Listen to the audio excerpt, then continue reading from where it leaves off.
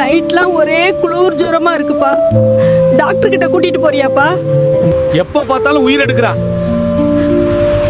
வெளியே போகும்போது தான் தொல்லை பண்ணுவியா? இந்த கிழவிக்கு வேற வேலை என்ன இருக்கு? நம்மள நிம்மதியா விடக்கூடாது, அந்த எண்ணம் தான் இதுக்கு.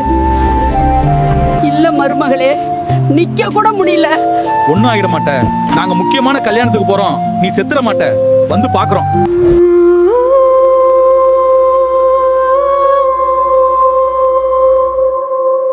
அம்மா அம்மா நீ எங்க அம்மா, உன்னை விட்டா எனக்காரு அம்மா, தேடி பார்த்தேனே காணோம் உன்ன, கண்ணாம்பூச்சிய பாணி வெல்ல, தாயே உயிர் பிரிந்தாயே என்ன தனியே தவிக்க விட்டா.